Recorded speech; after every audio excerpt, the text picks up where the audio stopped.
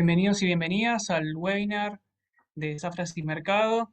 Vamos a esperar unos 5 minutos para que se sumen más personas y damos inicio al evento. Ahora sí, le doy nuevamente la bienvenida al Mercado Global de Trigo, este webinar que está organizado por los analistas de Zafras y Mercado, donde vamos a estar hablando sobre los objetivos de esta campaña. Vamos a analizar también los efectos financieros internacionales y también conversar sobre las perspectivas climáticas y el avance de la comercialización. Les pedimos en primer lugar que mantengan sus micrófonos apagados para evitar algún tipo de interferencia y les invitamos también que dejen preguntas en el chat porque luego va a haber un intercambio con los analistas para para conocer un poco sobre las perspectivas del mercado de esta campaña fina. También vamos a hablar sobre la plataforma de Zafras para que ustedes puedan acceder a una prueba. Va a estar también un código QR para que ustedes puedan acceder a una demostración gratuita. Les doy ahora la palabra a Joaquín Aspiros, que nos va a comentar sobre que va a iniciar el webinar. Antes, Muchísimas me gracias. gustaría también, hola Joaquín, ¿cómo estás? ¿Qué Me tal? gustaría primero, ¿qué tal? ¿Cómo te va? Anticipadamente agradecer a los auspiciantes de este webinar que los voy a mencionar, son agritotal.com, Agrolatan, AIPSA, Argentrigo, revistachacra.com.ar, Campo Argentino, Jornaderos Agro, Maizar, Márgenes Agro Online, Niquel y Portal Agropecuario. Bueno, Joaquín, ahora sí. muchas gracias Horacio por la palabra. Buenas tardes a todos, mi nombre es Joaquín Aspiros Arias.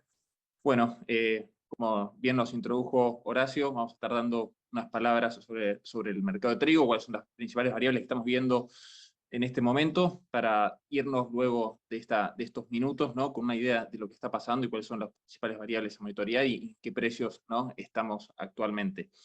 Para empezar a analizar el mercado de trigo no podemos empezarlo, ¿no?, sin antes dar un contexto económico, ¿no? No es el fin de esta charla un análisis macroeconómico de la situación internacional, ni mucho menos, pero sí estamos parados sobre un mundo y hay que entenderlo, ¿no?, cuáles son los principales inputs que la macroeconomía a nivel global viene mostrando.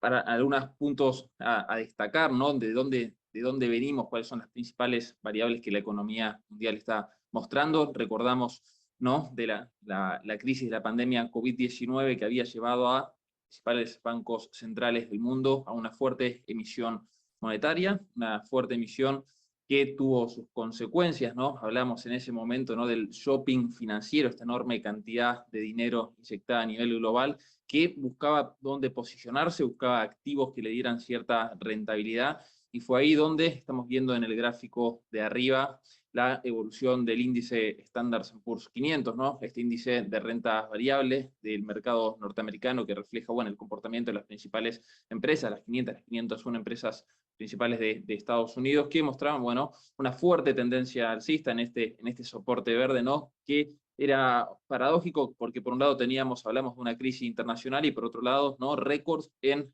las cotizaciones de las acciones de las empresas, explicado un poco por esto, por la enorme liquidez a nivel global, la enorme liquidez que encuentra su freno. Ya hacia principios de este año se veía, ¿no?, una corrección en el mercado internacional, una corrección que iba a venir dada por, bueno, unas proyecciones de fortalecimiento del dólar, de empezar a intentar secar el mercado. Cuando hablo secar el mercado, sacar esta liquidez, no hablo solo de Estados Unidos, ¿no?, sino de todos los bancos centrales de peso en el mundo, ¿no? Demostrado esto un poco en el gráfico de abajo, ¿no?, el dólar index. ¿Y qué es lo que nos venía a mostrar este dólar index? Esta relación, ¿no?, entre el dólar y las principales monedas a nivel internacional. Bueno, nos mostraba este fortalecimiento de la moneda norteamericana. Ahora vamos a ver, ¿no?, a través de las decisiones de política monetaria de la Reserva Federal de los Estados Unidos, que lo llevaba a niveles, bueno, incluso hasta prepandemias ha llevado, ¿no? Estamos en niveles prepandemias de la fortaleza del dólar respecto al resto de las monedas, luego de haber visto, bueno, una tendencia contraria, ¿no? Con esta fuerte inyección monetaria por el lado de Estados Unidos que devaluó fuertemente la moneda, llegando a los mínimos allá por mayo del 2021. Consecuencias que tiene el fortalecimiento del dólar en lo que a nosotros nos compete, en lo que es la comercialización de granos. Bueno, dos consecuencias claras, ¿no? Podemos resumir. Por un lado, el encarecimiento de las exportaciones norteamericanas, ¿no? Esto ceteris paribus a un dólar más fuerte, ¿no? Otros orígenes pasan a ser más competitivos, las exportaciones se encarecen, entonces hay una menor demanda de exportación del grano proveniente de Estados Unidos, y esto es una presión bajista, claro está, ¿no? Al disminuir la demanda sobre las cotizaciones de Chicago. No hablamos solo de trigo, lo que no compete, no hablamos trigo, soja, maíz, en general los commodities tienden a la baja, commodities entendidos, ¿no? Como un instrumento de inversión que le busca sacar una rentabilidad, así como los fondos especulativos se posicionan sobre un activo de renta variable. Al fortalecerse el dólar, la renta fija empieza a tener un rendimiento mayor y se produce un reposicionamiento de los capitales, ¿no? Hacia activos más de renta fija, dejando renta variable, entre ellos los commodities, es un poco lo que estuvimos viendo. Hablábamos entonces, ¿no? De esta enorme inyección monetaria llevada adelante por Estados Unidos y cuál es la consecuencia de la emisión monetaria. Muy bien la conocemos aquí en Argentina y vaya, así que vamos a tener que hablar de esto en el contexto local. Bueno, elevados niveles de inflación, ¿no? Que a julio ya asciende al 8.5% en términos interanuales, ¿no? La inflación más elevada en Estados Unidos desde hace 41 años. Pero una inflación que empieza a corregir a la baja. ¿Por qué? Bueno, porque la Reserva Federal de los Estados Unidos ha tomado cartas en el asunto, viene subiendo las tasas de interés. ¿Qué está diciendo entonces? Estoy encareciendo el financiamiento, estoy diciendo, dejen su dinero depositado, voy a pagar una tasa de interés, ¿no? Enfría la economía, saca dinero del mercado, un poco lo que busca, bueno, es sacando este dinero que antes había emitido del mercado, enfriar estos elevados niveles de inflación que ya habían sido alertados en un principio como circunstanciales, luego de una condición más estructural, y los llevó a la Reserva Federal de Estados Unidos a tomar decisiones en este asunto. ¿Qué decisiones? Sube de tasas, dos subas de tasas consecutivas de 75 puntos básicos, próxima reunión de la Fed en septiembre, ¿no? Con niveles de inflación que corrigen un poco más rápido de lo que el mercado venía esperando, ¿no? Entonces proyecciones de que capaz reduzca este aumento de las tasas en 50 puntos básicos, en camino hacia un objetivo de inflación en Estados Unidos del 2% anual. Vamos bajando un poco al contexto local, ¿no? Esta pregunta, si que tanto nos viene atravesando, ¿no? Estos días, y la Reserva del Banco Central, que se encuentran en niveles críticos, ¿cuál es la causa, no? Si son bajos los ingresos o altos los egresos, se habla de la baja liquidación. Bueno, tenemos un gráfico ahí, ¿no? Que a los hechos nos remitimos, ¿no? Ingresos de dólares acumulados en el año corriente, ¿no? Esto medido hasta julio del presente año del complejo agroindustrial, ¿no? 22.309 millones de dólares, ingresos récord históricos para Argentina. Entonces no estamos ante bajos ingresos de dólares, lo que estamos es ante un elevado egreso de dólares, ¿no? Salida de dólares del Banco Central. ¿Y esto por qué se da? Bueno, porque tenemos un dólar oficial barato que favorece, ¿no? Adelantar importaciones y en detrimento de una liquidación por tener un tipo de cambio atrasado. En julio los números para tener una foto, ¿no? Un superávit de unos ingresos de dólares de 7.773 millones de dólares y egresos, ¿no? Que nos da un saldo comercial negativo de 437 millones de dólares negativos. Entonces, reserva del Banco Central en niveles críticos, proyección para adelante de menor ingreso de divisas producto de estacionalidad, ¿no? Nos llevan a que, bueno, esto que estamos viendo aquí, ¿no? La famosa brecha cambiaria, ¿no? Proyecciones de que empiece a ser capaz ajustada al alza, ¿no? Por estas dos variables, difícil que se acelere una comercialización. Ahora vamos a estar viendo los números propios del mercado de trigo. Y bajo ingreso proyectado de dólares, ¿no? Presionan sobre una brecha cambiaria. brecha cambiaria, ¿no? Que también va produciendo estos altos niveles de inflación, ¿no? Un gobierno que no encuentra financiamiento, la única forma de financiamiento que tiene es mediante emisión de deuda en el plano local, que es lo que lleva esta fuerte emisión, bueno, a elevados niveles de inflación, 71% interanual, 7,4% de la inflación de julio, números conocidos, y medidos ahí, ¿no? En la brecha entre el dólar MEP y el dólar oficial, brecha que tras alcanzar los máximos, ¿no? Una brecha del 152% allá por fines de julio, corrige un poco a la baja, producto de las expectativas de mejoras, no mejoras concretas, sino expectativas tras los cambios políticos que todos conocemos. Una brecha en dólar MEP, ¿no? Y que si lo vemos desde hoy hasta un mes atrás, ¿no? Bueno, vemos esta reducción del 143% de la brecha de un mes atrás al 110%, producto de lo que decía de las expectativas, pero una brecha mucho más alta, ¿no? Si lo medimos en comparación a un año atrás, cuando teníamos una brecha del 74%. Pocas palabras para dar un contexto económico. Ahora sí nos vamos metiendo de lleno en el mercado del trigo, en esta campaña 22-23 que estamos transitando, campaña 22-23 de Estados Unidos, ¿no? Que comenzó cuando en Estados Unidos, ¿no? Mercado de referencia para el trigo, comenzó ya por el 1 de junio de este año, ¿no? Se extiende hasta el último día de mayo del año que viene. Un poco en qué situación estamos, ¿no? A nivel global en cuanto al mercado de trigo. Acá lo que les traigo un poco es la evolución en las últimas campañas, de la 2007-2008 hasta la actual campaña 22-23, de la evolución tanto de la producción como del consumo, ¿no? Esto en las líneas con el eje en el lado derecho, ¿no? ¿Qué es lo que vimos, ¿no?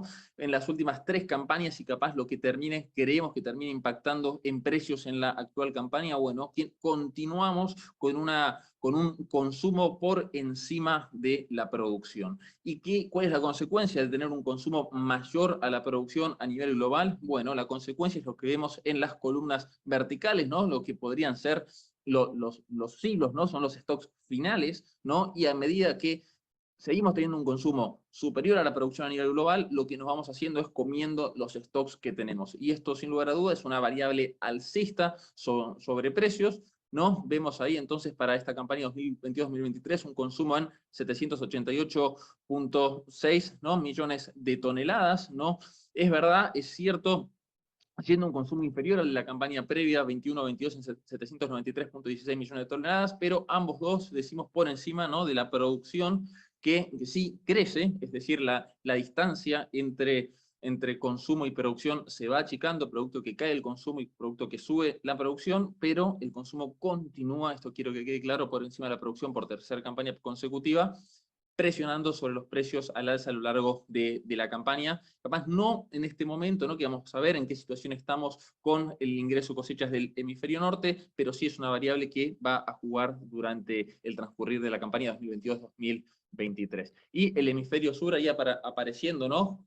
con esta situación, este contexto del hemisferio sur y ahí adentrándose en Argentina, apareciendo junto con Australia, ¿no? como los proveedores claves, ¿no? en el empalme contra la campaña próxima. Decimos entonces en el mercado del trigo, ¿no? Estos dos países pudiendo aportar en términos a contrastación de lo que es la campaña del hemisferio norte, donde está concentrada la producción. Principales cambios entre la campaña 21-22 y la que estamos transitando 22-23, ¿no? Estas son las proyecciones que se van teniendo, ninguno de estos números son ciertos, pero sí los venimos actualizando. Proyecciones que han ido corrigiendo bastante, ¿no? Desde que empezó la campaña teníamos al principio una estimación de producción menor a la campaña previa y unas correcciones que se hicieron en términos productivos de países del hemisferio norte llevaron a que estemos casi en la paridad, ¿no? 360.000 toneladas apenas, una variación muy pequeña que se va a ir corrigiendo, claro está, con el suceder de las estimaciones. 360.000 toneladas hoy nos marca la proyección, estos son números de Luzda en su último informe WASDE del mes de agosto, con algunas variaciones importantes, claro está, vamos a analizar luego en mayor detalle lo sucedido con Ucrania, ¿no? Con bueno, una producción que caería a 13,51 millones de toneladas en relación a la campaña previa, y el otro lado, ¿no? Los países que más aportan en relación a la campaña anterior, ¿no? Rusia, que vamos a estar viendo también la situación, y Canadá recuperándose también fuertemente de la campaña pasada, que sí tuvo muchos problemas por altas temperaturas, así como el norte de Estados Unidos. Los principales cambios, estos para tener los números frescos, ¿no? Los que podemos decir en el día de hoy está tradeando el mercado, que son las últimas variaciones del WASDE de este mes de agosto respecto al WASDE del mes anterior de julio. Bueno, tenemos variaciones importantes, ¿no? 6.5 millones de toneladas para las variaciones en la producción por el lado de Rusia. Decimos que el USDA no nos acostumbra a hacer grandes variaciones en términos productivos de un WASDE al WASDE siguiente. No sucedió esto con Rusia, aumentó fuertemente sus exportaciones y otras números muy importantes, ¿no? También producto de las altas temperaturas que está teniendo la Unión Europea, que lleva ahí a una reducción en las exportaciones, acompañando, ¿no?, la reducción en la producción proyectada para la 22-23. Sí, Decíamos, Joaquín, Tomás se está levantando la mano. No sé, Tomás, si quieres hacer una pregunta, activa el micrófono. Muchas gracias, Bruno, muy amable. Joaquín, ¿cómo andás, Bruno? ¿Qué tal? ¿Todo bien? Buenas tardes. Nada, simplemente era esa brecha que mostrabas en el gráfico anterior entre consumo y producción a finales de año o en la campaña 22-23. ¿Qué assumptions para un productor y que está viendo una proyección de ventas respecto al trigo? ¿Qué assumptions estás tomando como los más relevantes para saber si esa brecha entre consumo y demanda puede llegar a agrandarse o a cortarse, en resumen? Gracias. bien, te propongo lo siguiente, es una respuesta que vamos a ir intentando responder a lo largo de las filminas, y tanto para vos, Tomás, volveme a insistir con la consulta al finalizar el evento si no queda respondida, y como para cualquier otro, veamos la presentación, vamos viendo a ver si se están respondiendo con el suceder de las filminas las preguntas, y si no, a lo último sí, entramos en este ida y vuelta con las consultas. ¿Te parece? Muchas gracias. Dale. Entonces, bueno, decíamos, hablamos de esta brecha, ¿no?, que con stocks que se van ajustando a la baja, pero veíamos ahí un número de stocks proyectado para la 22-23 en 267 millones de toneladas, stocks que no parecerían escasos a nivel global, ¿no?, pero descomponiendo un poco la tenencia de estos stocks, ¿no?, en el mercado de trigo, vemos ahí arriba a China, ¿no?, con 144.36 millones de toneladas proyectadas para sus stocks finales de esta campaña 22-23. ¿Qué estamos viendo en otros números? 54% de los stocks globales están en manos de China, entonces un mundo que no tiene tantos stocks de trigo, ¿no? Entonces un mundo que tiene stocks ajustados, ¿no? En lo que vemos en el gráfico de abajo es un poco, bueno, si sacamos a China del cuadro global, ¿no?, y vemos estos stocks finales sobre la producción a nivel global, este ratio, ¿no?, que nos indica, bueno, que el mundo está un poco más ajustado en lo que es en cuanto a stocks de trigo, ¿no? También siendo un factor de sostén en los precios, ¿no? Una oferta por el lado de los países productores, ¿no?, que acá vemos que no tienen tanto espacio, y este espacio para responder a una potencial demanda se va achicando. ¿Qué estoy diciendo? ¿Qué estoy mostrando aquí? ¿No? Los stocks finales de los países productores, ¿no?, trayendo Estados Unidos, Argentina, Australia, Canadá, Unión Europea, Rusia, Ucrania, ¿no?, estos principales países productores que ven achicados sus stocks campaña tras campaña, que si lo vemos también sobre el ratio sobre una demanda global, vemos cómo se van ajustando, ¿no?, en un 6.5% aproximado es lo que nos da el ratio, y bueno, este ratio, ¿qué nos indica? Bueno, que tienen campaña tras campaña una menor capacidad de poder salir a dar respuesta, ¿no?, sin necesidad de una nueva producción, con sus stocks, a un potencial aumento de la demanda. A medida que este ratio se va achicando, claramente, bueno, va siendo una variable de sostén alcista sobre los precios. En el mercado de trigo, ¿no?, para conocerlo un poco, que quede bien claro, ¿no?, que a diferencia del mercado de soja y el mercado de maíz, donde 3 o 4 países concentran el 82 y el 70% de la producción, un mercado mucho más atomizado en el mercado de trigo, ¿no?, donde 8 países apenas llegan a concentrar el 64% de la producción. Entonces, decimos que en términos productivos, ¿no?, está más atomizado, y los que nos da un riesgo productivo menor, ¿no?, si Brasil o si Estados Unidos o si Argentina tiene una quiebra productiva, ¿no?, en soja, representa un porcentaje sobre la producción mucho mayor que si la tiene alguno de estos países.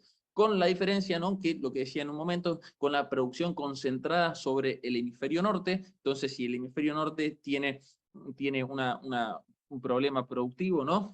Ahí vamos a después estar analizando en el apartado climático, va a tener sí una repercusión sobre precios. Vemos ahí entonces para esta campaña 22-23, 138 millones, ¿no?, de toneladas la producción estimada para China, país, ¿no?, bueno, que vamos a estar viendo ahora los números en su cuadro de oferta y demanda. Empezamos por mercado de referencia.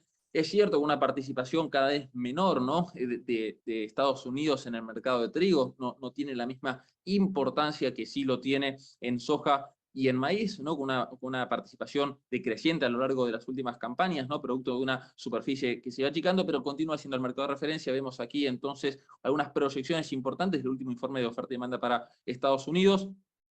Una corrección que ha tenido en el rendimiento medio, producto de un muy buen trigo primavera, a diferencia de la campaña pasada, que llega a compensar, ¿no?, una disminución en el área sembrada y en el área cosechada, dando un aumento en la producción proyectada para 22-23. Entonces, un trigo primavera que sostiene las inclemencias, ¿no?, los resultados negativos que estamos teniendo de esta cosecha de trigo invierno, aumentando entonces por el lado de la oferta, pero también aumentando, ¿no?, la demanda. Ahí el punto importante que pasa a destacar, ¿no?, es el aumento proyectado de las exportaciones, también con precios, vamos a estar viendo el escenario de precios actual, pero precios más en números bajos que llevan a aumentar este nivel de demanda y a terminar con una relación stocks final un poco más ajustada a pesar del aumento en la producción. Producción en Estados Unidos, stocks finales consumos también, ¿no? Volvemos a un ratio muy ajustado que no se veía desde la campaña 13-14, ¿no? Un ratio del 55% contra el 59% de la campaña pasada. Entonces, un ratio ajustado también sosteniendo los stocks, explicado un poco por esta tendencia, ¿no? Lo que quiero mostrar aquí es la tendencia en lo que es a la superficie sembrada en Estados Unidos, también explicando un poco, ¿no?, la baja participación que está teniendo Estados Unidos en el mercado de trigo a nivel global, explicando un poco aquí también, ¿no?, los distintos trigos, los distintos trigos de Estados Unidos con en amarillo y en verde, la producción de trigo invierno, que va perdiendo respecto a la campaña pasada, pero el trigo primavera ahí que ayuda en color más celeste, color más azul, ¿no?, que ayuda a recuperarse respecto a la campaña previa. Situación en Estados Unidos finalizando la cosecha de trigo invierno, ¿no?, y también números poco retrasados en lo que es la cosecha de trigo primavera, pero un trigo primavera, volvemos a mostrar aquí en números, ¿no? Estos son números de Luzda en su informe mensual, semanal de los días lunes del estado de cultivo, como, bueno, la condición buena, excelente, en un 64%, es sustancialmente mejor al 11% del año previo, ¿no? Recordamos el año previo, el norte de Estados Unidos muy afectado por la sequía también, norte de Estados Unidos, Canadá, con números productivos muy malos. Pasando a Canadá, ahí, ¿no?, veíamos, para dar un poco la situación, cuál es la situación de Canadá, que recupera muy fuertemente la producción, un país que claramente produce más de lo que consume la demanda interna, y esta diferencia, ¿no?, en lo que exporta, planeando este año recuperarse muy fuertemente, ¿no?, pasando de una producción de 21.65 a una producción de 35 millones de toneladas, permitiendo recuperar este saldo exportable, también presionando, ¿no?, sobre los precios. En lo que es India, ¿no?, India con algunas similitudes, Argentina con unas intervenciones en el mercado exportador, ¿no?, que ante los elevados precios internos que tuvo India han decidido cerrar las exportaciones. Entonces, bueno, un mercado exportador también, bueno, como decía, cerrado, pero una producción que también va decayendo de 109 a 103, esto presiona sobre los precios internos y eso lleva a la decisión del gobierno de India, ¿no?, ya por mayo de este año, a limitar las exportaciones. Siguen teniendo algunos envíos, pero con un mercado mucho más intervenido. Por el lado de China, ¿no?, una producción que si bien va creciendo en China y es esperable, ¿no?, para las próximas campañas, también midiendo en el mediano plazo, veamos, ¿no?, una producción que siga creciendo producto de mejoras tecnológicas, ¿no?, de un avance en superficie. También vemos que el país sigue siendo deficitario en alimentos, entonces también vemos aquí, ¿no?, la necesidad de importación, ¿no?, de China creciendo, ¿no?, bueno, a lo largo de los años, pasando de 3 millones en lo que era la campaña 18-19, dando el salto a 5 y luego estabilizándose, ¿no?, en torno a los 10 millones de toneladas, un mercado chino que ante este escenario, ¿no? Económico y de proyecciones de menor crecimiento económico también impacta sobre la economía china y que lleva un poco también a estos cambios en los hábitos de consumo que siempre decimos con un menor crecimiento, que pueda un poco disminuir, ¿no? Esta demanda total que vemos a la baja proyectada para la 22-23. Desde el punto del cuadro de la Unión Europea, ¿no? Dos puntos importantes a destacar: la fuerte ola de calor que ha sufrido el país, que llevaron a, bueno, ajustar la producción de los principales países productores de trigo de la Unión Europea, y por otro lado, ¿no? La debilidad del euro frente al dólar que estamos viendo ya pasando el terreno, ¿no? Pasando, siempre hablamos de un euro 1 punto algo frente al dólar. Bueno, ahora estamos en 0 punto algo, ¿no? Pasando la barrera del 1, entonces dándole una competitividad mayor a las exportaciones de la Unión Europea. Entonces, menor producción, mayor competitividad de exportaciones, llevan a un escenario alcista también de precios para el trigo. El conflicto entre Rusia y Ucrania, ya largamente citado, vamos a dar algunos puntos, ¿no? Algunos puntos en lo que es, bueno, decíamos, el aumento de la producción estimado para Rusia, ¿no? Que el USDA sube en el último informe a 6.5 millones de toneladas, llegando, ¿no? Vemos acá en la producción de Rusia llegando a las 88, pero 88 que continúan retrasados según estimaciones locales, ¿no? de empresas de Rusia, que hablan en torno a las 95 millones de toneladas. Entonces, si bien da este fuerte incremento en producción, el USDA continúa retrasado, ¿no? Con esta buena producción histórica para Rusia que se espera. No todo color de rosas para Rusia, ¿no? Porque sí, lo vemos también, bueno, antes cerrando con la producción, ¿no? Ucrania, bien sabemos, ¿no? Con todos los problemas que ha tenido, también proyectando una fuerte disminución de 33 a 19 millones de toneladas, el principal país que actúa dando sostén a los precios, ¿no? Para esta nueva campaña. Decíamos que para Rusia no era todo color de rosas en términos de esta superproducción. ¿Y por qué? Porque, bueno, las exportaciones no vienen avanzando al ritmo deseado, ¿no? Exportaciones que, si las analizamos entre julio y agosto, apenas llegan a 5.9 millones de toneladas. Esto es casi un 30, un 27% menores a las exportaciones de la campaña previa, pese a tener una producción, veíamos acá, sustancialmente mayor, pasando de 75 a 88 o a 95 incluso puede llegar a ser, ¿no? La producción de Rusia, son números locales, y exportaciones que no crecerían tanto, ¿no? Pasando de 33 a 42 millones de toneladas para Rusia, y este número empezando también a estar comprometido, porque, bueno, un rublo muy fuerte, ¿no? También le quita competitividad a las exportaciones rusias, y altos impuestos a las exportaciones por parte de Rusia llevan a que, pese a esta enorme producción, los stocks finales vayan aumentando en los stocks finales de Rusia, y el saldo exportable no esté demostrando este fuerte incremento en exportación. Si así fuera, ¿no? Si algunos de estas dos variables cambiara, ¿no? Sí podríamos ver una fuerte presión bajista sobre precios, con una enorme producción rusa entrando al mercado. Australia, nuestro competidor directo, ¿no? Por lugar de producción, por ser nuestro competidor contraestación en la producción del hemisferio sur de trigo, ¿no? También en una muy buena producción para esta campaña, no de los números de la producción histórica de la campaña pasada de 36 millones de toneladas, pero sí una buena producción de 33 millones de toneladas, y creciendo frente a la estimación del mes anterior, que estaba en 30 millones de toneladas, también creciendo el saldo exportable. Somos en precios, ¿no? Acá tenemos en precios cómo viene nuestra competitividad contra Rusia. Si vemos un año atrás, ¿no? Un valor FOB, ¿no? A cosecha, posición en diciembre, está en torno a los 269, y Australia está en torno a las 297, tomando los contratos financieros negociados en Chicago de un FOB de Australia, ¿no? Esto nos daba, ¿no? Que Australia era un 10% más caro. Hoy los números están dando que Australia es un 17% más caro. Nos está diciendo que hoy Argentina tiene un trigo más competitivo que hace un año en relación al trigo australiano. Para centrarnos un poco en los números de Brasil, ¿no? Nuestro país socio comercial en trigo, ¿no? Algunos números muy importantes, sacando de aquí de nuestro cuadro de zafras y mercado, ¿no? Estimaciones propias. ¿Y qué es lo que quiero que quede claro, ¿no? Bueno, un país que tiene, claro está, una demanda fuerte de trigo, ¿no? Una demanda que no llega a ser una demanda que no llega a satisfacer, ¿no?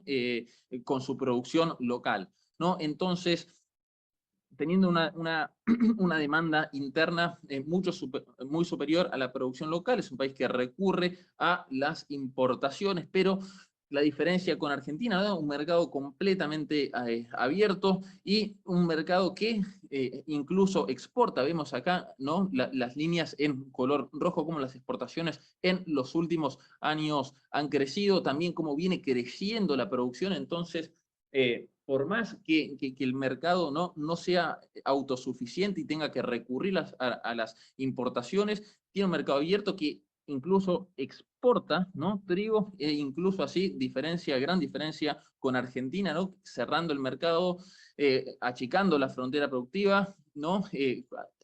Amesetando el crecimiento potencial de trigo de Argentina. Bueno, Brasil en una dirección opuesta, ¿no? Y llevando a números inclusive, ¿no? Si analizamos en qué porcentaje, ¿no? Con la producción local satisface su demanda interna, en qué porcentaje necesitaba importar para satisfacer sus necesidades internas, ¿no? 62%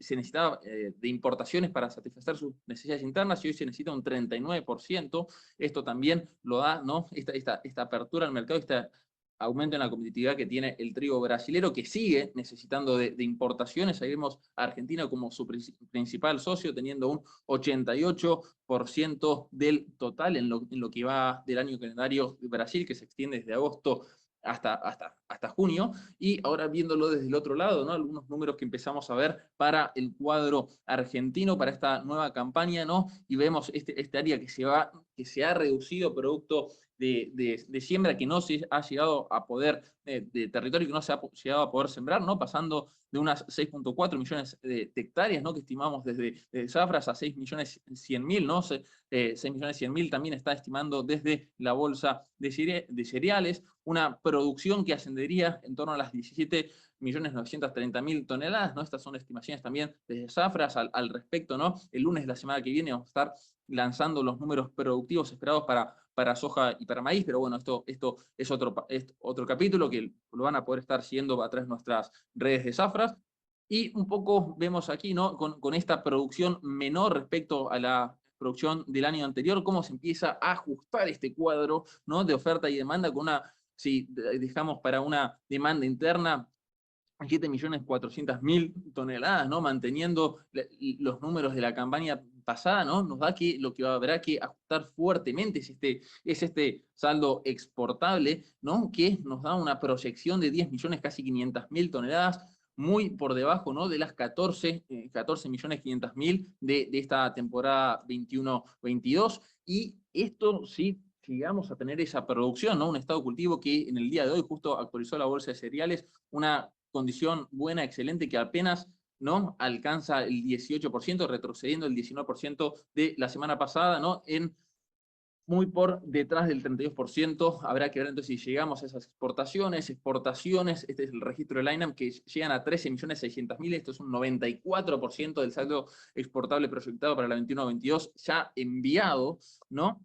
Y lo que vemos acá un poco son los destinos de estas exportaciones argentinas. Veíamos ahí a Brasil, como en el año 2021 representó un 45% de nuestros envíos, y en lo que va de este año, ¿no? De enero a julio, ya este porcentaje va bajando. Entonces, atención, ¿no? Que nuestro país vecino, que llegó a llevarse casi el 50% de nuestras exportaciones, ¿no? Bueno, va bajando este porcentaje que tendrá que encontrar otros destinos, mercado, como vemos, muy diversificado para las exportaciones de trigo argentina. Acá un poco el cuadro que nos da Magip, ¿no?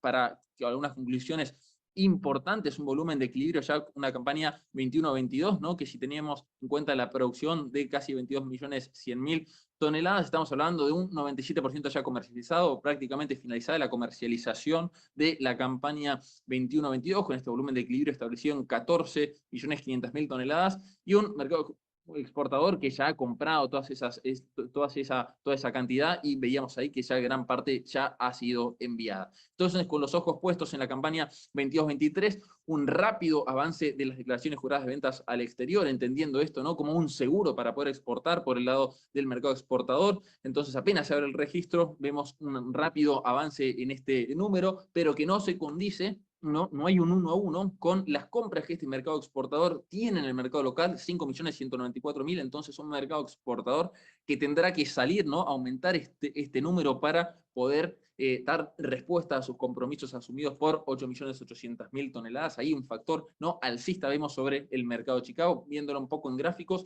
¿no? Este avance llegando a las 9 millones de toneladas, recordamos, ¿no? Hasta 9 millones de toneladas, la modalidad de registro de declaraciones juradas de ventas al exterior es DJB 365, tiene un año entre el registro y el embarque, y luego pasa a DJB 30, tiene un mes entre ese periodo, entonces con una producción que todavía no está cosechada, no se puede avanzar más allá de 9 millones de toneladas. Entonces, vemos prácticamente que ya no hay avances en las declaraciones, producto de que tenemos este volumen en 9 millones de toneladas, muy cercano, ya vamos unas 8.800.000.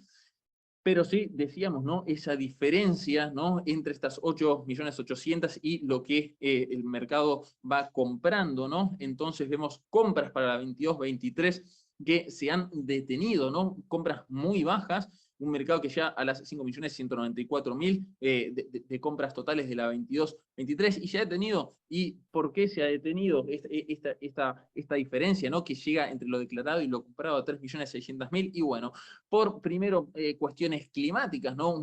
Un mercado local viendo que esa producción potencial de Argentina puede volver a ser recortada a la baja. Esto daría un escenario también de presión sobre precios, ¿no? Esto es un poco como la profecía autocumplida, no vendo porque creo que va a llover, entonces no hay oferta y los precios finalmente terminan, ¿no?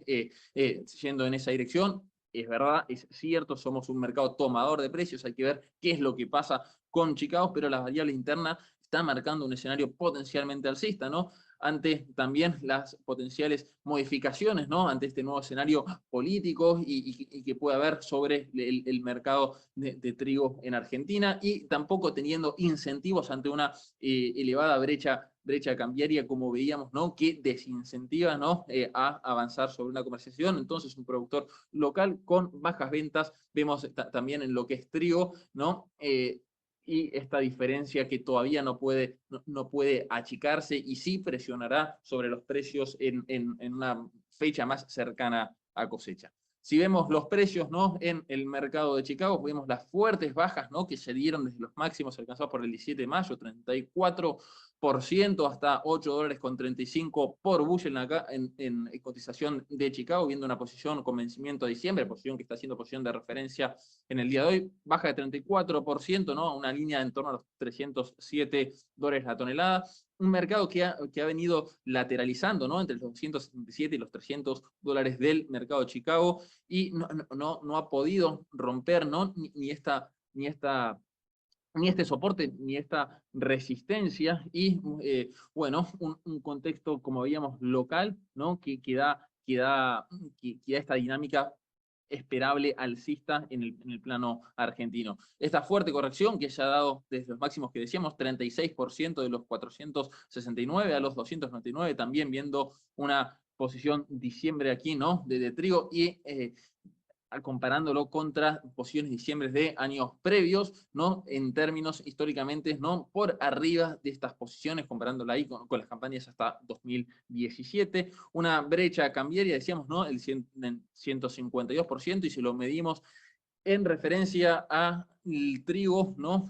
Trigo pizarra de Rosario, ¿no? Si lo pasamos a la línea celeste, nos da al dólar oficial, ¿no? Claramente un dólar inaccesible, un dólar accesible al dólar MEP, nos da esta brecha cambiaria, la misma que hablábamos antes, ¿no? Que lo lleva al productor, sumando a las variables que decíamos en el mercado local, a esperar continuar avanzando sobre los números, pero no, si lo vemos acá en términos históricos, estamos ante buenos precios, ¿no? Es cierto que podemos esperar a que haya un mejor escenario de precios en el plano local por las variables indicadas, pero no debemos olvidar, ¿no? Que continuamos estando, ¿no? Acá en una posición Matt Barrofex diciembre, estamos ante muy buenos precios, ¿no? Si más allá de esta caída del 25%, continuamos por encima, como vemos, de las posiciones de años anteriores. Si lo comparamos, ¿no? Esta posición, la posición a cosecha, la posición a diciembre, comparándola contra el año previo, ¿no? Contra esta línea roja, nos da, ¿no? Que hoy estamos un 55% por encima, $45.2 la tonelada por encima, ¿no? de la campaña del año previo, y una diferencia que puede empezar también, ¿no? Decíamos, a incrementarse por las variables locales, pero sabiendo, ¿no? Que estamos ante muy buenos precios. Y acá, un poco para bajarlo a números, ¿no? Y un poco también entendiendo la situación actual, ¿no? De ir pudiendo capturar estos precios, ¿no? del mercado, pero viendo este escenario local, entonces no quedando atados de pies y manos, y acá aparecen, ¿no? lo que son las opciones, ¿no? ¿Qué es lo que nos permiten fijar pisos de ventas, ¿no? pero quedar abiertos ante potenciales subas, ¿no? Lo que nos pasa en estas épocas calendarios, que también no sabemos cuáles van a ser los rendimientos, entonces en avanzar con contratos forwards es capaz una decisión más arriesgada, porque no sabemos si vamos a tener esa producción o no, pero las opciones nos permiten, sin comprometer mercadería, poder establecer algún piso de venta, haciendo un ejercicio, ¿no? Hoy teníamos, estos son cierres al cierre el día 24, 25, si no recuerdo, no está actualizado el día de hoy, ¿no? Pero un futuro de diciembre está en torno a los 276 con $20 la tonelada, ¿no? ¿Cómo podemos poner un piso de venta? Bueno, a través de una opción, de un put, ¿no? Estamos ante un precio de ejercicio de 264, claramente un put out of the money, un put por debajo del precio del futuro en el día de hoy, ¿no? Una prima en los 10,50, ¿no? Si al precio de ejercicio le resto la prima, ¿qué estoy diciendo? Que sin comprometer mercadería, en el día de hoy puedo establecer un piso de venta de $253,50 la tonelada, ¿no? Y esto tampoco sin tener que estar atentos a las variaciones diarias que sí me podría estar dando la decisión de vender un futuro, ¿no? Para establecer un piso de venta. Y si esos 253, ¿no? que me daban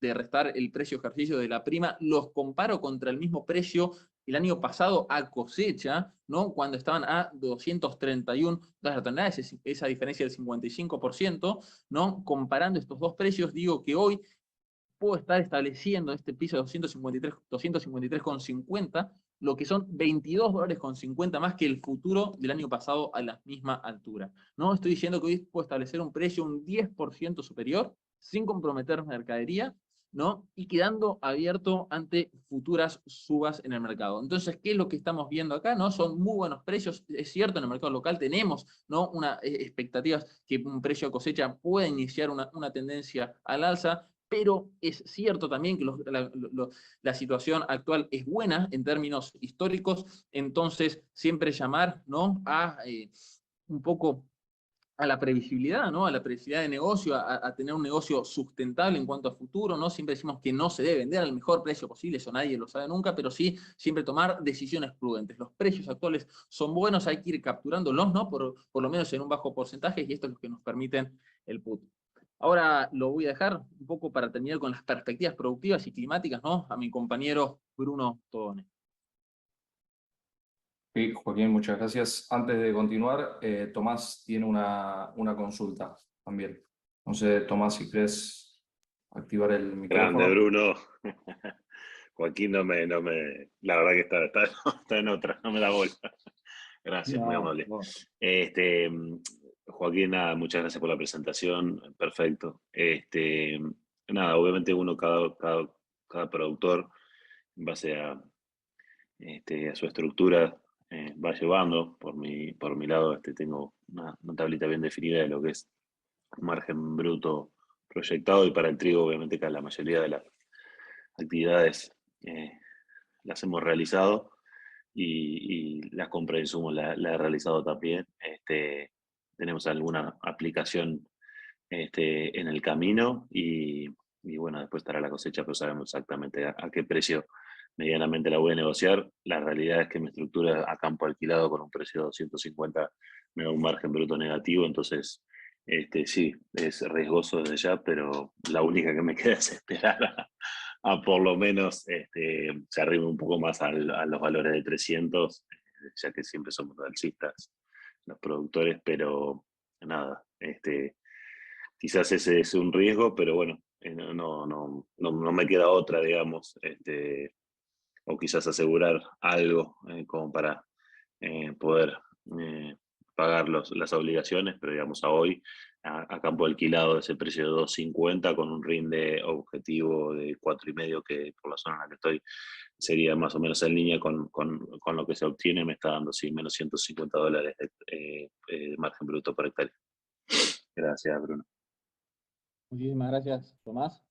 Son interesantes estos aportes, ¿no? Desde dos lados, el lado que está en la producción y que está en el número del día a día del Excel, un poco también el mercado de ver para adelante cuáles son las variables que van a ir afectando. Te dejo, Bruno. Bueno, ahora sí, buenas tardes a todos. Gracias por estar presentes en este nuevo webinar que estamos realizando desde Zafras y Mercado.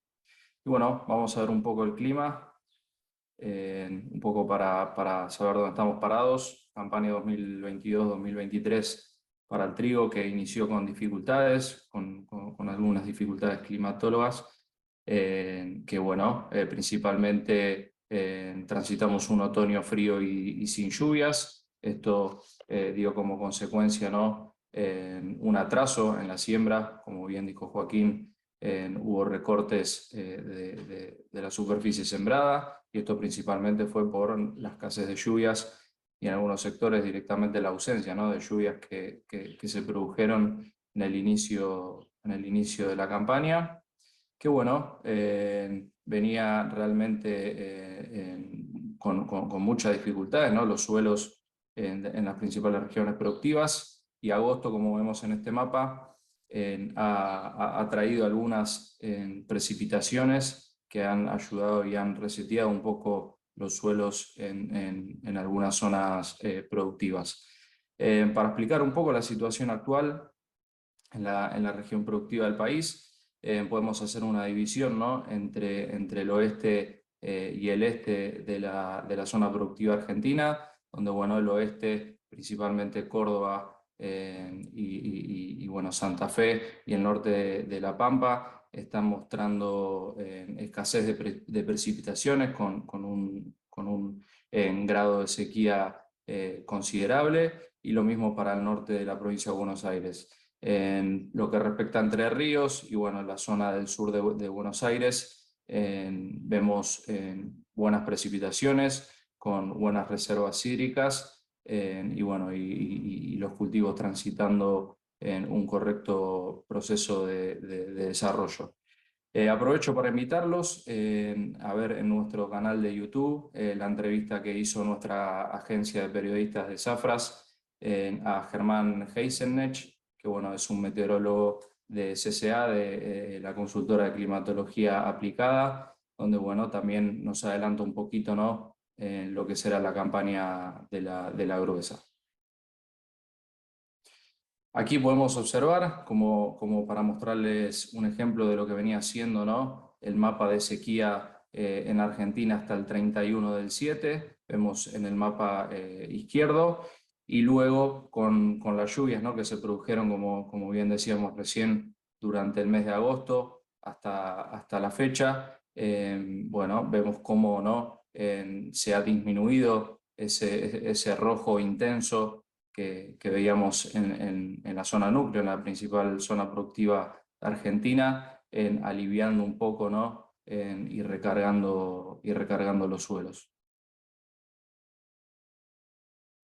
Aquí vemos también en dos mapas, haciendo una comparación con el año pasado, de las reservas hídricas para las zonas trigueras, donde bueno, el mapa de la izquierda vemos las reservas hídricas al 21 de agosto de este año, el mapa de la derecha lo vemos al 22 de agosto del año pasado, donde, como decíamos al principio, las regiones más donde mayor impacto, ¿no?, de sequía y donde las reservas hídricas son menores, vemos en el sur de Santa Fe, norte de la provincia de Buenos Aires, también en la zona de Córdoba, en la zona sur de Córdoba, y en el norte de La Pampa.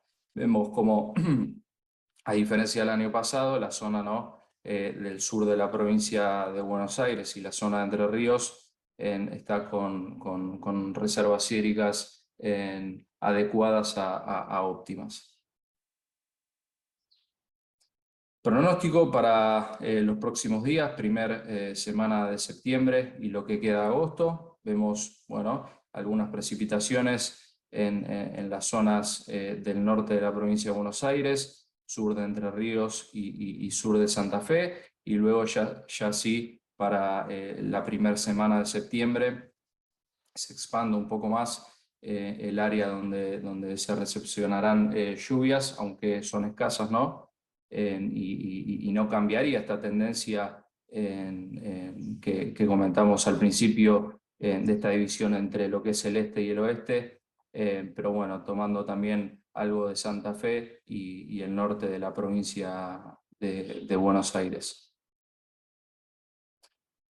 Aquí, este mapa, vemos, bueno, el próximo trimestre, ¿no? La probabilidad de precipitaciones. Continuamos con una tendencia negativa a la normal en las principales regiones productivas. Estas son las probabilidades trimestrales de septiembre, octubre, noviembre, donde, bueno, las probabilidades de precipitación son menores a la normal, principalmente en el norte de Buenos Aires, en Entre Ríos y en Santa Fe, alcanzando casi un 60, un 70% menor a lo normal. El sur de Buenos Aires viene manteniendo normalidad en cuanto a la probabilidad de precipitaciones, y bueno, Córdoba también mostrando números inferiores. Antes de entrar a Australia, bueno, hacer un comentario de la tormenta de Santa Rosa. Como bien sabemos, estamos próximos a ingresar, y la próxima tormenta, bueno, mostrará buenas precipitaciones.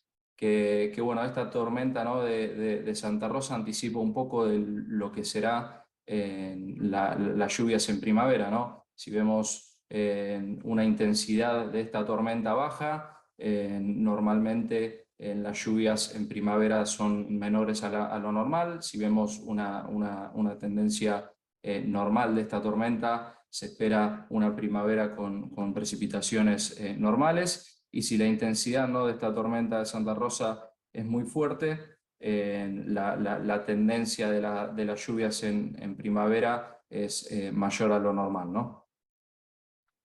Ahora sí, ya pasando a Australia, el competidor para esta época y para esta contrastación, ¿no? En comparación al hemisferio norte. Para refrescar un poco, este es el mapa productivo, ¿no? de Australia, donde vemos, bueno, un 38% de producción en la zona suroeste, y también un importante porcentaje en la zona este.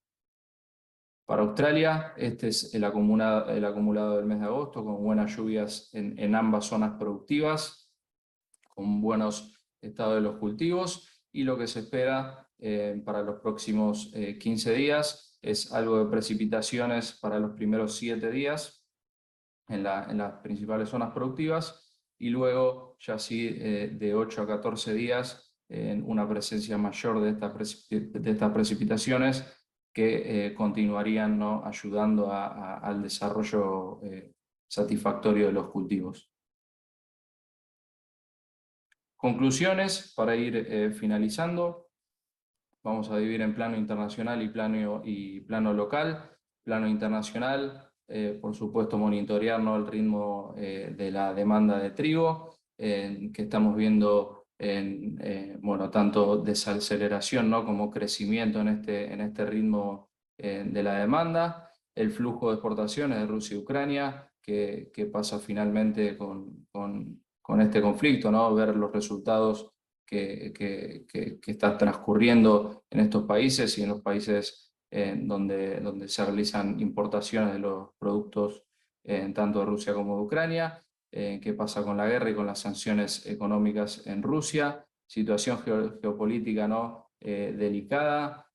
A falta del conflicto de Rusia y Ucrania, parece también estar en conflicto Estados Unidos con Taiwán. Hay mucha tensión. Así que también monitorear estos temas. Y en el plano local, principalmente los ojos puestos en el clima, ¿no? Las lluvias en septiembre serán determinantes, ¿no? para afianzar los rendimientos y la producción, tanto en Argentina como en Australia.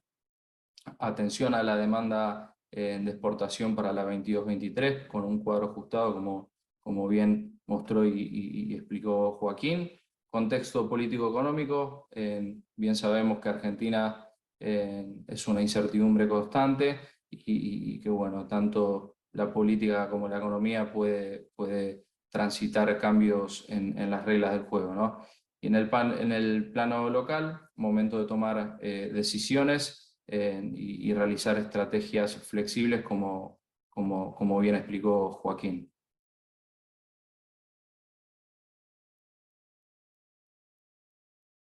Si tienen alguna consulta, pregunta, estamos aquí para sacar esas dudas.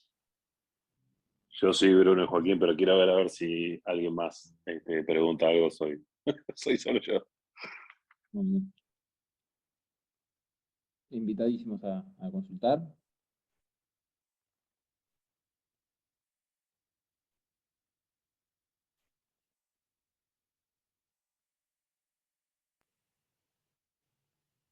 Si no hay preguntas hasta el momento, Tomás, podés realizar la pregunta que querías hacer.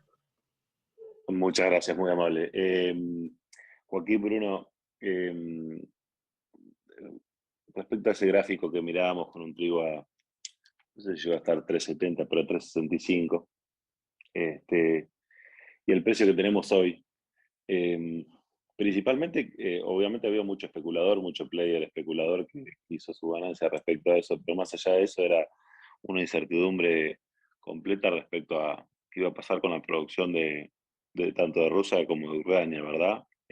O qué fue el indicador para ustedes que hizo bajar del 3.75 como para analizar un poco si realmente este efecto guerra va a seguir teniendo un impacto y cuál, la infraestructura de cada uno de esos países no se vio dañada, sí, más allá de la baja de los niveles de agua por sequía en distintos ríos y zonas que afectan o no un poco a cada uno de los productores para la entrega y envío de sus producciones.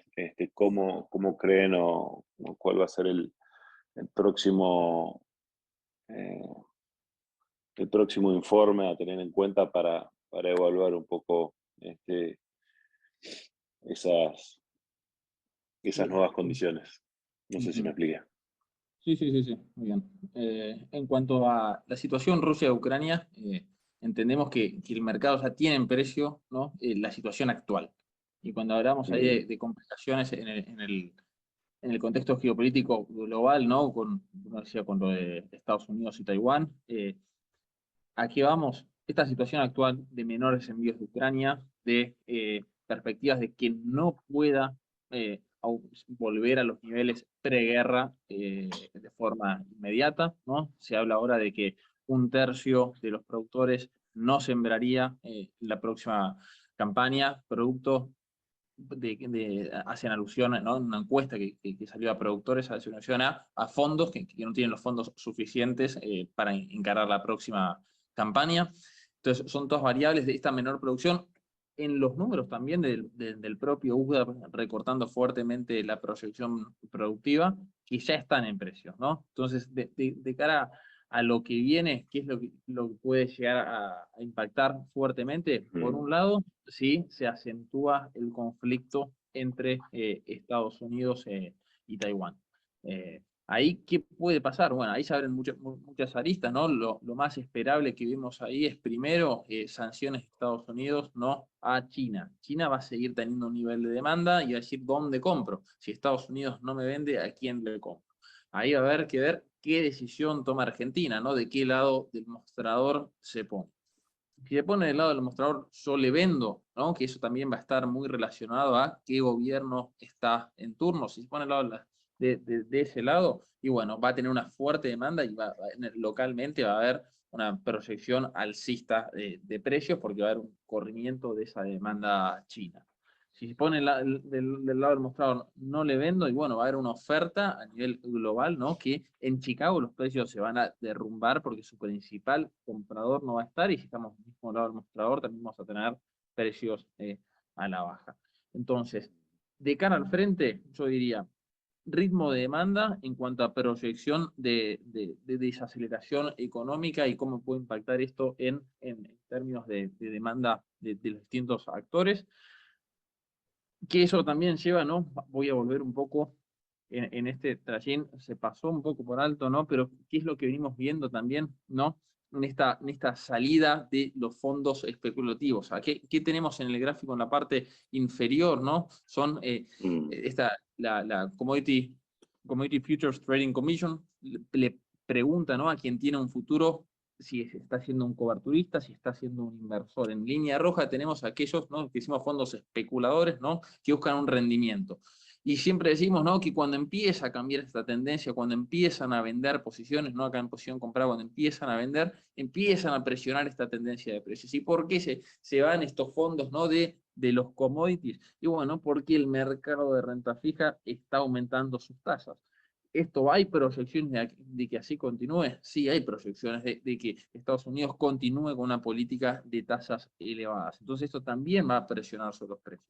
Entonces, tenemos en el lado internacional una oferta que ya ha sido reducida, pero eso ya está en precios, ¿no? Que un poco esta corrección a la baja fue primero por la elevada incertidumbre, no saber hasta qué punto iba a llegar el conflicto, qué países se iban a involucrar, durante cuánto tiempo iba a ser. Esa incertidumbre un poco se empieza a despejar, ¿no? Ya vemos algunos envíos de Rusia, no hay proyecciones de que crezcan en gran escala, pero eso ya está en precios.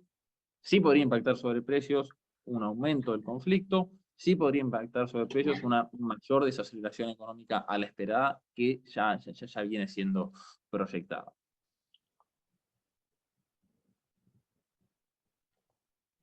¿Vamos encaminando la respuesta? Sí, perfecto. Y vos, para vos, siendo productor, ¿que asegurarías algún piso por lo menos? ¿Asegurarías estos precios como piso con una posibilidad Y, de participar en una suba? ¿Cómo lo ves? esa es ¿Y qué informe en el corto mediano plazo de esa brecha demanda-consumo que veíamos puede llegar a ser, más allá del relacionamiento a nivel internacional, puede llegar a ser determinante en función de tus assumptions de algún reporte más mentiroso que otro, en el sentido de este me parece que tiro para arriba, pero es un poco más para abajo, o viceversa?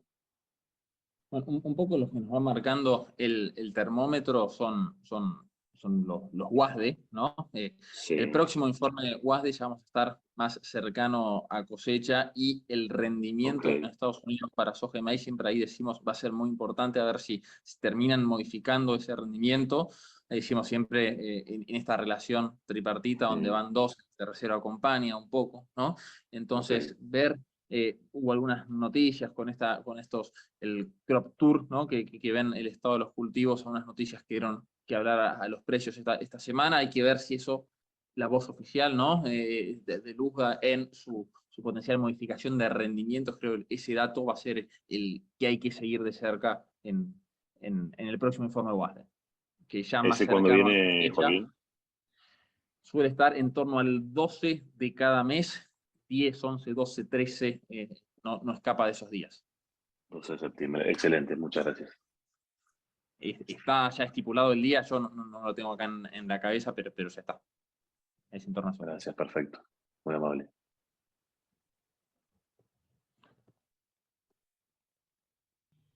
Y los Muy bien, dejamos. ¿alguna otra consulta que quieran hacer?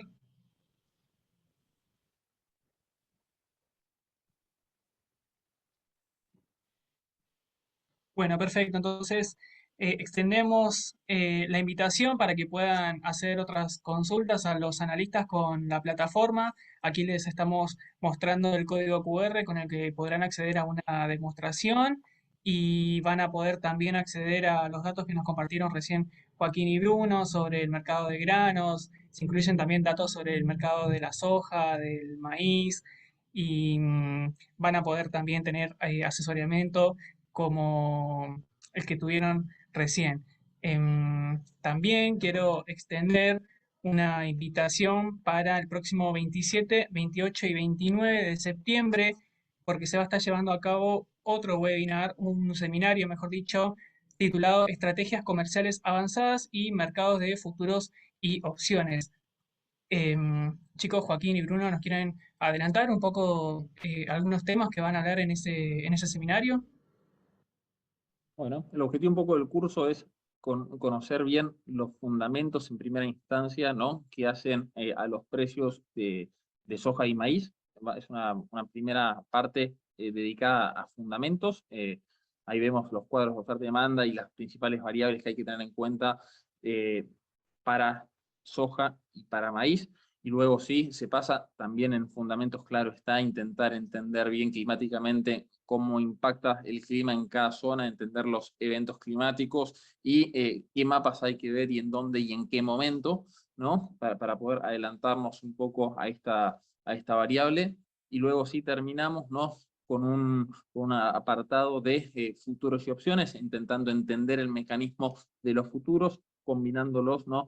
Los contratos también, combinando un contrato forward con las opciones. Entendemos primero bien cómo funcionan las opciones, ¿no? La dinámica de las primas, cuándo se encarece una prima, cuándo se abarata, cómo hacer estas estrategias que me permitan establecer un piso y quedar abierto a una suba, o una estrategia solo de establecer un piso de venta o un piso o un techo de compra, ¿no? A través de la utilización de futuros. De todas formas, en la plataforma está el listado, ¿no? Con los temas que se van a ver por si quieren más detalle, y si no, a través de la plataforma, a través de la sección Consulta al Analista, estamos a disposición. ¿Cuándo es, Joaquín, eso? Perdón, que no estaba escuchando. Horacio, ¿tenés la fecha ahí Sí, a mano? las fechas son 25, 26 y 27 de septiembre. Excelente. Perdón, lo repito de nuevo. 27, 28 y 29. Dije bien ahora. 27, 28 y 29. Para poder anotarse tienen que mandar un mail a cma@cma.com.ar. Muchísimas gracias. Ahí pueden inscribirse y también pedir más detalles de cómo va a ser el curso. Muy bien, sin más ahora para agregar, les agradezco a todos los que participaron. Joaquín, Bruno, muchísimas gracias por sus explicaciones y les esperamos entonces para el curso. Y gracias, hasta luego. Muy bien, muchas Bruno. gracias. Buenas tardes, Joaquín. Muchas gracias a todos. Hasta luego.